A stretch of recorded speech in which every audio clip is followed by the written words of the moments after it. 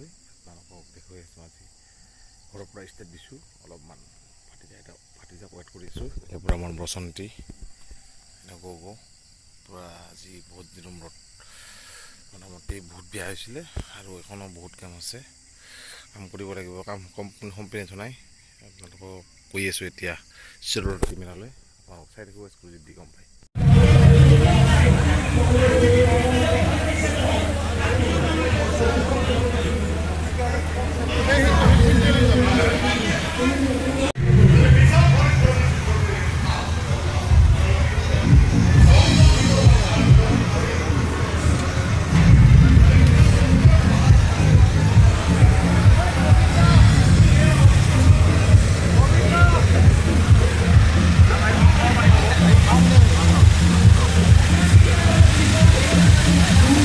নাম bro? Madrasah Dhaka.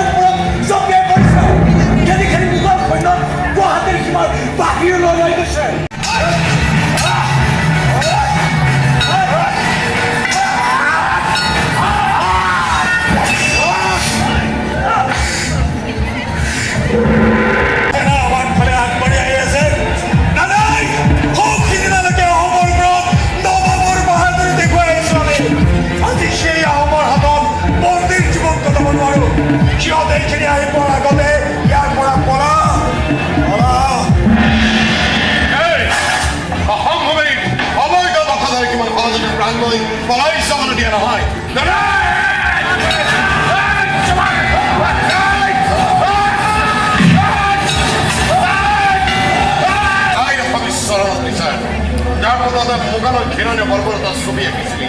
দিল্লীৰ বাদশ্বাহৰ একান্ত ভৃত্য যদি হয়, কাৰণ আমাৰ চৰকাৰে সিংহাসনৰ পৰা নামি আহিবলৈ ইমান নিৰজ্য হুকুম কিয় দিছিলি? ইহঁতৰ বেলেগ বুলি তোমাৰ হেণ্ডাখনৰ সূচিত কৰিব আছে। চৰকাৰৰ কাৰণে গুৱাহাটী ভোজ দল আৰু তাৰ সহযোগীসকলক যিমানতে বন্দী কৰি যাতে প্ৰেৰণ কৰা হয়, ৰাজধানী খোলা হয় হাত ভৰি বান্ধি নাৱত বান্ধি পঠিয়াই দিয়া ৰাজধানী। নহ'লে ইহঁতৰ মৃত্যু ইয়াতে নিশ্চিত। লৈ যা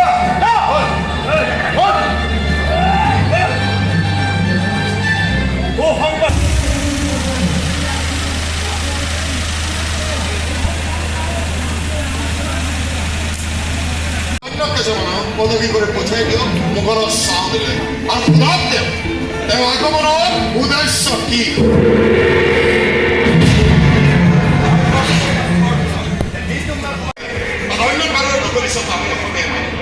আপুনি ৰাজপথ মই আহোঁ যুদ্ধ কৰি চাগে বেয়া নালাগে।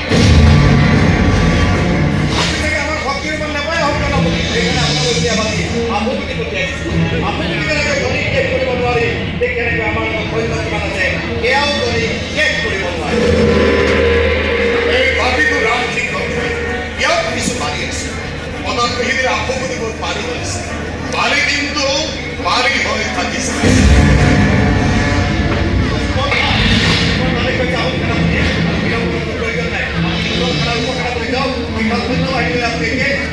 প্ৰাপ্ত খবৰ মতে তাৰ পৰাই বৰ লৈ পেলাই পাণ্ডু অঞ্চল দুখ পাব আৰু তাতে আমাৰ স্বামী স্থাপন কৰা যাব। আপুনি বিচৰা মতে অৱশ্যে চলাওক, দছ নচ কৰি পেলোৱা হ'ব আহোম সেনা পেলাব। এখন জংগলীয়ে কৰে ক্ষুদ্ৰকাৰে আহোম সেনাই আমাৰ এই বিশাল মোগল বাহিনী পানী কৰি পেলাব আৰু কিয় বাকী থাকি যাব। বাহ মোগল সেনাপতি বাহ! শত্ৰু বলকে যোগ্য প্ৰত্যুত্তৰ এজন প্ৰকৃত বিধায়ক দিব পাৰে, যাৰ মনোবল হিমালয় খাদ্য।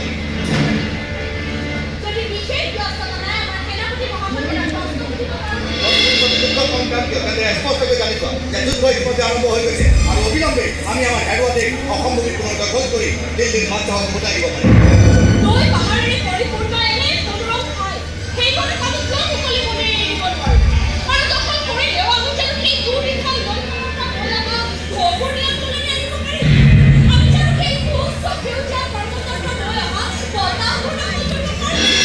তুমি আৰু যুদ্ধ কৰিবলৈ আহিছা মোৰ ৰাতি কবিতা লিখিবলৈ নহয়।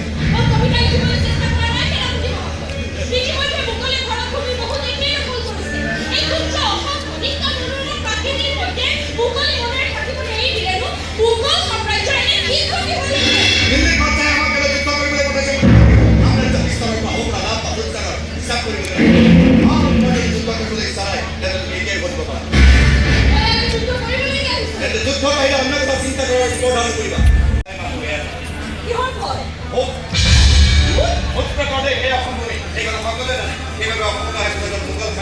আজিলৈকে জীৱিত অৱস্থাত ঘূৰি যাব পৰা নাই। সকলোকে খাই গৈছে ভোট প্ৰাণ কৰি। এই কথা জানে সেইবাবে তেওঁ ইমান মোক কেলৈ বনাইছে। মই যদি মৰো তাত মোগলৰ একো ক্ষতি নহয়। মই মোগলটো নহয়, মই ৰাজপুতে। মই ৰাজপুত ভাগৰ লগত যুঁজ দিবলৈ দিলোঁ। মই বীজ হওঁ কিনা মানুহৰ লগত যুঁজ কৰাৰ অভিজ্ঞতা আছে, কিন্তু এই ভোট প্ৰাণৰ লগত যুঁজ কৰাৰ অভিজ্ঞতা মোৰ শূন্য। নাজানো কেনেকৈ যদি এই ভোট সম্পূৰ্ণ হৈ গ'লে আমাৰ প্ৰৱেশ সম্পূৰ্ণ বন্ধ, কিন্তু ঘৰটো এদিনতে শেষ হৈ উঠাইছোঁ চালা। আমি সেইফালে প্ৰৱেশ কৰিব পাৰিম গুৱাহাটীত। লগে লগে যুদ্ধ, লগে লগে অসম মোগলৰ হাতত কামটো সম্পূৰ্ণ ৰূপ খালে।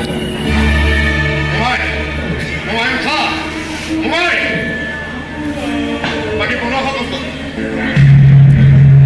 দিনৰ দিনটো কাম কৰি ইহঁতৰ পৰা ভাগৰ আৰু নিশাটোৰ ভিতৰতে ঘৰৰ কাম সম্পূৰ্ণ কৰি তুলিলে। মানি গৈছে আহোমবীৰৰ দেশপ্ৰেম আৰু জাতি প্ৰেম, যাৰ আগত পাৰিবাৰিক সম্বন্ধ থাকিব নোৱাৰে। এজন মোগল সেনাপতি হৈ নহয়, এজন সাধাৰণ ৰাজপুত যোদ্ধা হৈ তেওঁ এই দেশপ্ৰেমক মই চালাম জনাইছোঁ।